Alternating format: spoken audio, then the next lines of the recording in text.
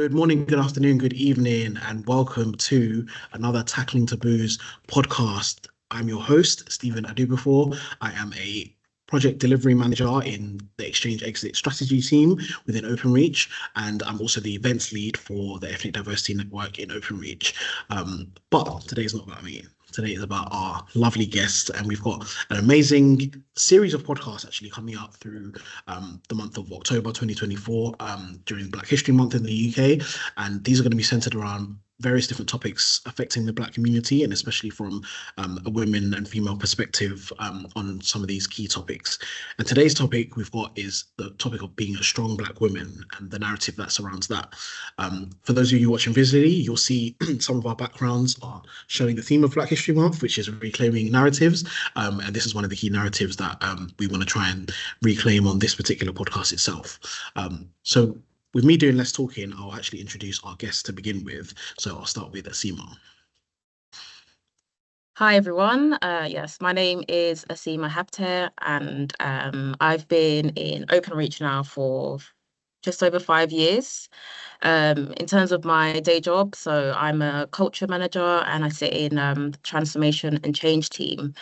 But I've also come historically from a background in finance, so I did that career change within OpenReach. In terms of a bit more about me on a personal level, so I am from Eritrea. Not many people know that country, but it's in East Africa, quite a small country, population of around 6 million-ish. But I was actually born in Saudi Arabia and then moved to the UK in London when I was about 1. So grew up in London and also based in our Grace Church Street office in London. Amazing. Thank you so much, Asima, and a pleasure to have you on. I'll go next to Fave. Welcome, Fave. Hi, so I'm Faith, and I've been in OpenReach for a year and 2 months now. I'm on a graduate scheme, and I work in CTIU down in Adastral Park, Ipswich. So I'm working on the Ghost Plan, if anyone has heard of it. So it's pretty much the blueprint to build our network to people's homes. Personal. Okay, so I'm Nigerian. I moved to the UK in 2022, January 2022. Moved to Coventry and then moved down to Ipswich for the job. That's me. Amazing. Thank you so much, Fave, and welcome to the podcast once again. And last but absolutely certainly not least, Janet, welcome. Good morning, everyone. So my name is Janet Walker. My day job is a data analytics coordinator within the operational governance team, and that's part of national infrastructure. I'm based in 3 Snow Hill in Birmingham, and I've worked for the company BT/OpenReach for 29 years. I know, it's a long time.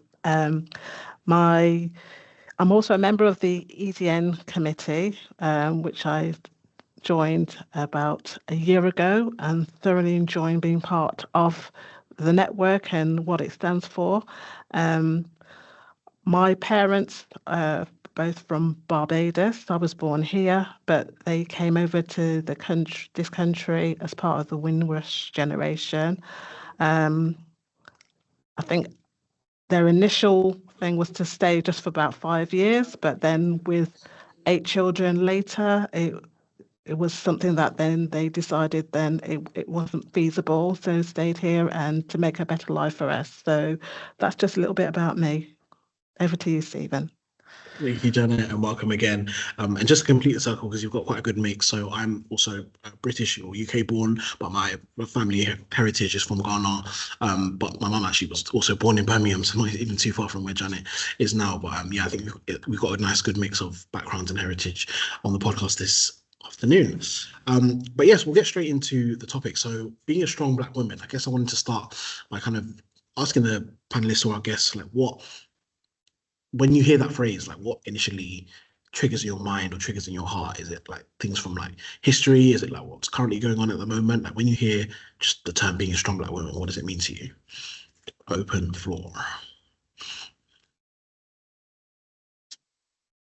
Okay, who's gonna go first? Where do you start?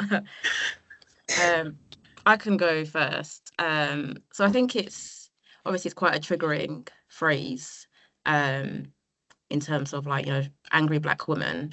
But I think it is deeper than that, because I think as a Black woman in society, um, you kind of face like a double marginalization. So you've got the race part being Black, and all of the kind of negative kind of like discrimination that comes with that. But then also you've got, from a female point of view, the sexism that might come with that as well. So like I think being a Black female in society is kind of like a double marginalization. So I think when you're already kind of dealing with that in society and in the workplace, the the side of us in terms of like showing emotion is easily then like confused of being like aggressive. Whereas with a man, it would be seen as being assertive and being like kind of firm in their views. So it is one that you have to kind of like, you're aware of in society and in the workplace. And it is certain comments that are made as well, which kind of amplify that, the kind of microaggressions, but also kind of like even the visual representations that you see of like other strong Black females in society. Like for example, like Serena Williams, when she shows her emotion, she's kind of seen as being aggressive. Whereas if that was a man, then it's understandable in that kind of environment why you would be so passionate if you're in finals, for example. So yeah, it's quite difficult to navigate, I say, in the workplace. And I think we probably all have had like kind of experiences of that. But I think what you end up naturally doing is kind of being more reserved so that you don't get confused for that. And I think that is kind of probably limiting us from kind of reaching our full potential in some case, because you feel like you have to like hold back with your emotions just so that you're not kind of seen as like the aggressive person. Just building on what you shared, Seema, it almost feels like, and this is from my experience even as well, being connected to so many like Black women like throughout growing up, is like initially when that phrase comes to mind, I think positive, because I think you've like had to endure and overcome so much to actually be a strong and even like successful Black woman. But then your point of Seema, it's almost like there's a bit of a ceiling where it's like, okay, you need to be strong to a certain extent, because then if you're like overly strong, then it comes on as like aggressive. So if you break through any kind of glass ceiling or whatever, then it's like, well, actually, like she's a bit too much here. But I don't know what Faith and Janet also have to build on the topic. I think. Yeah. Oh, No, carry you it. carry on, Faith. You Here carry we go, on. Faith first, and then Janet. I was just going to like anytime I hear that phrase, it's just I'm like, no, no, thank you. It feels like it's celebrating the sufferings of Black women. I'm like, why do you have to suffer to be celebrated? Like, it doesn't have to be like that. Because that's based on my experience. Like anytime someone has said, "Oh my God, you're so strong," I'm like, I've just been through a lot. I don't know why. Like, I don't know, but yeah, well, it just like you have to have before you. It feels like to be called strong, you have to have endured trials and tribulations, and I don't know, but yeah. Over to you, Janet. Okay. I just think sometimes when you think about the label, we have so many labels attached to us as Black women. And when you think about the strong Black woman or women, it's either that or it's, as Asima mentioned, you also deemed the angry Black woman, because, if you're passionate about something, there's a why are you being so aggressive about a particular thing? And and it's a bit like we did a tackling taboos about code switching, didn't we? But then you feel that you can't really be you, because you've got to tone down how you speak, you've got to try to adapt to the situations that you're in, just to blend in and to feel sort of accepted. I think for me, when I hear that term strong Black woman, it feels that there's a lot of pressure to be somebody that you're not, in terms of, can you show emotion, or, what's wrong with you? Just get a grip. You're being too sensitive, or, it wasn't meant that way. So you try to have like a calm persona, just to feel that, you're not towing the line, so to speak. It's a lot of weight, it's a lot of pressure, but on the flip side of that, it's not always a negative thing, because it's okay to show emotions. It's okay to be assertive. It's okay to be who you are, but at the same time, trying to blend into the environment so that people don't take what you're saying the wrong way. No, agreed. Yeah, some very good points made. I think even the topic of pressure, like, have you, any of you, like, individually felt that pressure, like maybe in any specific scenarios or experiences where you're like, wow, like, can I not just be a woman, or can I not just be a black woman? Like, why did, yeah, I don't know if anyone wants to share. Faith, you're laughing. I don't know if you had that pressure that, I was yeah, going to say, I have an oh, you're example going that to, I can yeah, yeah. share. And um, it was, so I won't give too many details just because it's kind of, I don't want to go into it too much, but like there was like a conversation happening, and I was in a room where like the majority of people, I'll say the majority were from a white background, and then there was a comment made in reference to some like race basically, and I would say like the way the message was delivered, it probably wasn't delivered in the right way. So I kind of put my hand up, thinking about it. I was thinking, should I say something? Should I not say something? But put my hand up and kind of said, um, the thing that you said, like, it can be perceived in this way.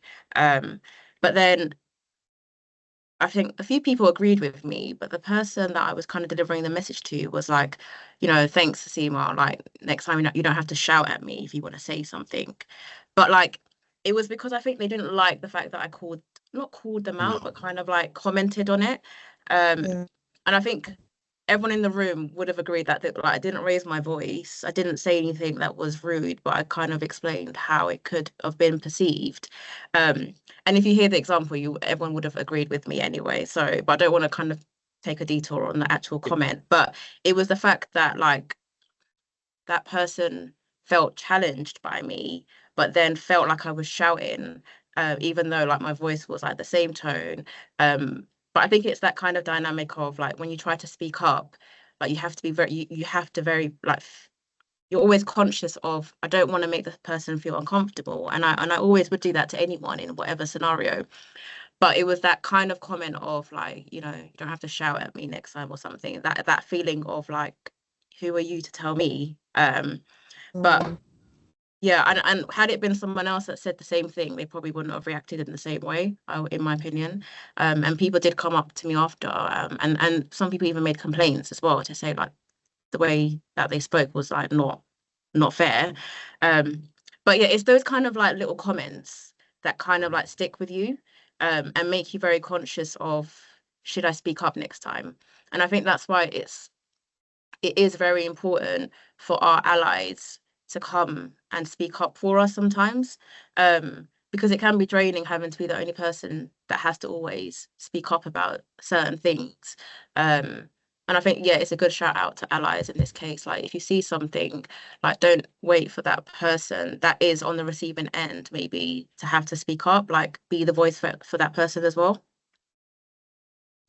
yeah, it's definitely not, like, often probably more so not the case for the victim to be the one who should be, like, yeah, shouting out, like, for themselves, because they're the one, like, going through something like a level of trauma.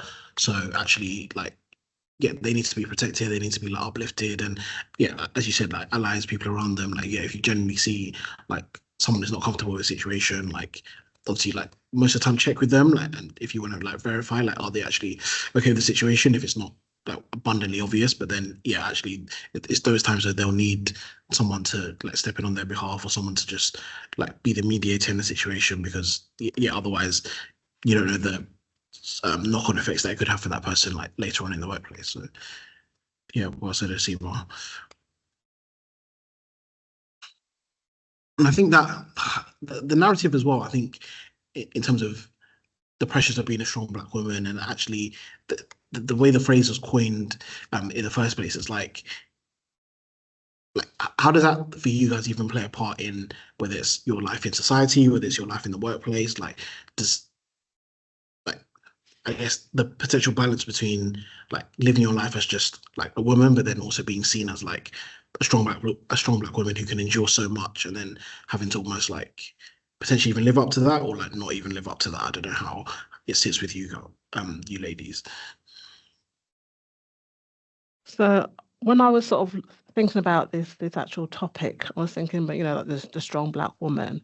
I was looking about health inequalities as well, especially like, studies have shown that for some reason they seem to think that Black women have a stronger pain threshold. So in childbearing and delivering babies, you see studies that showed that Black women were neglected and weren't offered pain relief in childbirth as quickly as some of the non-Black counterparts. So there's a high stat level in terms of things that go wrong during childbirth.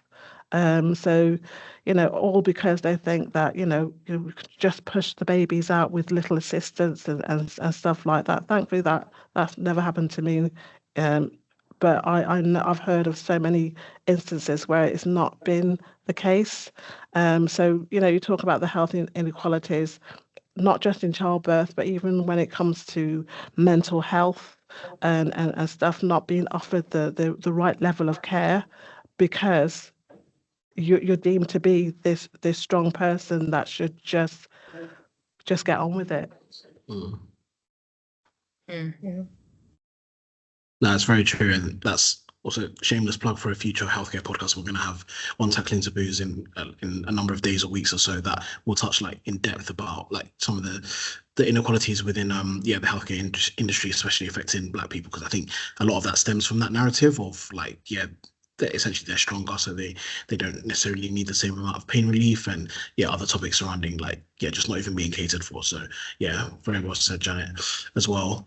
Then even thinking about like, I don't know if anyone has any kind of immediate experiences to share, or before we talk about, I guess, like the future and actually reclaiming the narrative. So I'll give one last chance. Oh yeah, go on, Faith. I was just gonna, while Janet was talking, I just had like a bit of flashback. I remember someone in Nigeria telling me like, women should be seen, not heard. Like there's so much strength in your silence, so you don't have to like say how you feel all the time. So it just reminded me of how it took me a long time to be able to like express, oh my God, I'm not comfortable with like what is happening now. What maybe something happens to me and I'm like, oh my God, I don't like this. I probably just will ignore it and move on with my life. But because someone had told me, oh, to be the perfect woman, so to say, like you should be seen and not heard, like just be there, like silence is golden. So That's so weird, because isn't that phrase originally coined for children? Like they have like nothing to do with women. I don't know. It's just Oh gosh, I'm pretty sure that's where that phrase even came from. So the fact that the person's even misquoting the original quote in the first place, probably says a lot about their their level of social consciousness. But any final kind of experience was from you before we move on to, I guess, future? Yeah, I would say like kind of like in the workplace generally, like I think probably not specific to Black females, but being like a Black person or person of color, naturally you do feel it's harder to speak up. So if you are struggling with work, for example, or you've got a higher workload than maybe your peers, you feel like you have to endure that because you don't want to be seen as a nuisance. And then add kind of like the Black female part of that, like being a female in the workplace. We're in a male-dominated workplace as it is, so you do feel like you have to work harder to be able to like get the same opportunities. So when you put those two things together, I think what then happens is like there's this perception that if you're maybe a person of color, you're more likely to be able to handle more because it's harder for you to speak up in the first place. So I think there is a part of it where maybe, you know, it is hard to speak up anyway, but it probably amplifies this whole like strong Black woman narrative because you feel like you have to endure more maybe before you get to the point where you're saying this is not working for me. And you don't want to be seen as weak. So if you do speak up, then you're weak. So it's like either way, it's like a lose-lose. So you speak up, you're weak, and you don't speak up and you're enduring more and you're perceived as a strong person. So I do feel like you have to like find that balance for you. But it's hard when you've got these connotations that are associated, like, you know, those different labels that come with being a Black female in the workplace. So yeah, it's more of like a general kind of view in the workplace. Yeah, no, well said. And I guess in the spirit of reclaiming the narratives and always moving forward with solutions to podcasts, I guess I'll ask kind of each of you kind of we'll do a bit of a round the table on like how would you personally like to reclaim the narrative of a strong Black woman, whether it's your life personally or just in society as a whole. Yeah, in the way that you've all like amazingly explained the experiences that you've had with the phrase itself or like the connotations of the phrase. But yeah, going forward, let's say from, you know, 2025 and going forward, like, how would you like that narrative to be reclaimed? And Janet, I can start with yourself, if that's okay. Yeah, so the weight of expectation is great, but sometimes, for me personally, sometimes I put a lot of that pressure on my own self.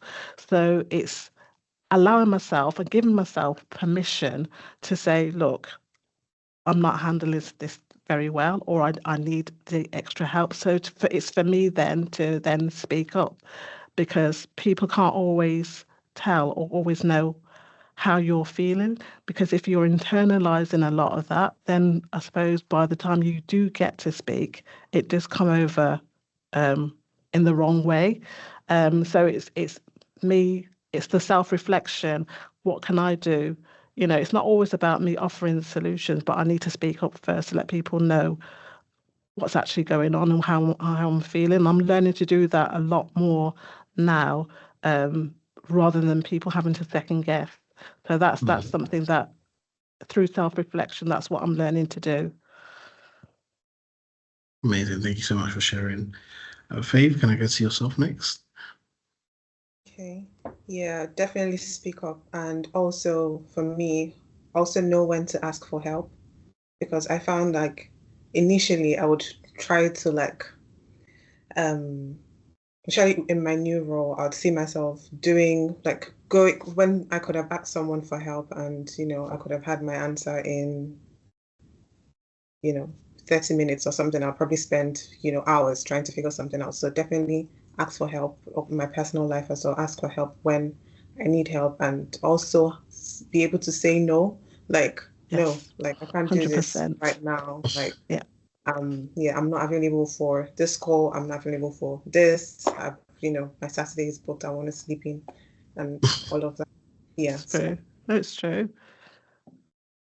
No, thank you. Well said. Thank you for sharing as well, Hennessy. Yeah, that's it. Oh yeah, thank you, Faye. Amazing. Yeah.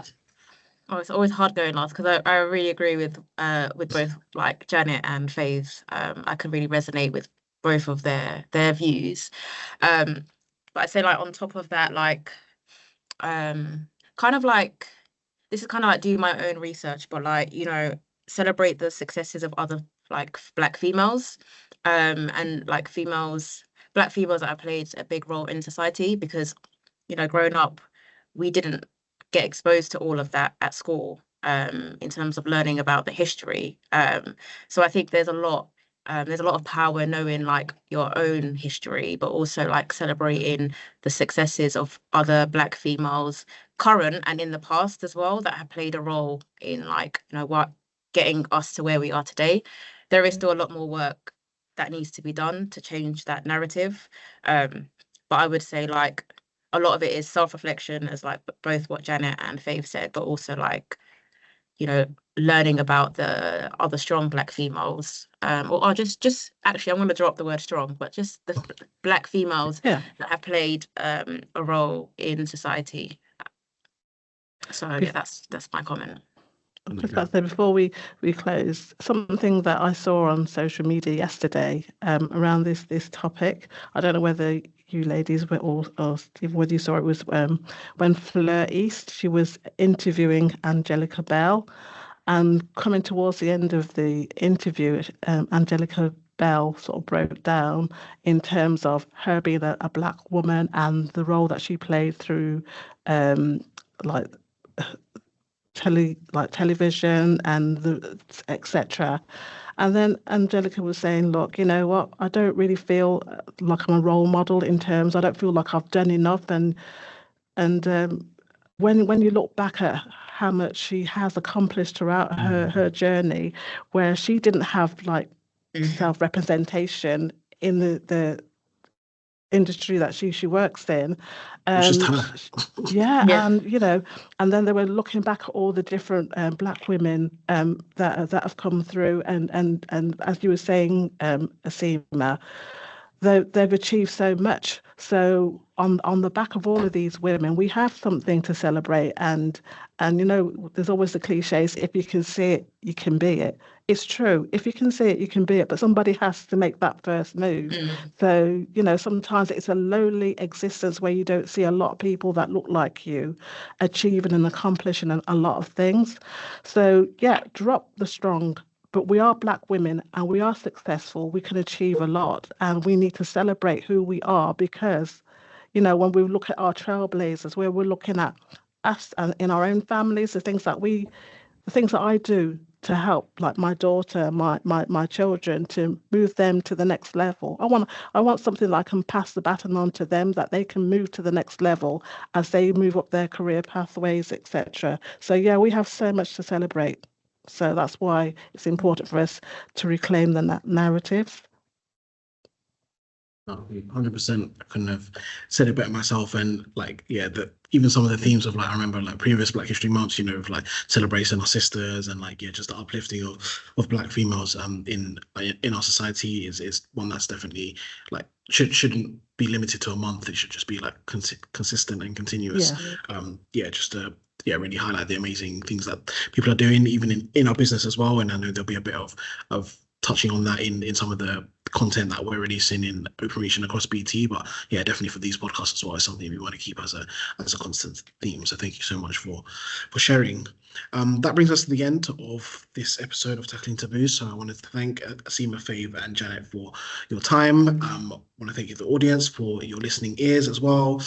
Please do share any views and any questions in the comments, so whether that's on the YouTube or our workplace page internally. Please share just your general thoughts on the podcast.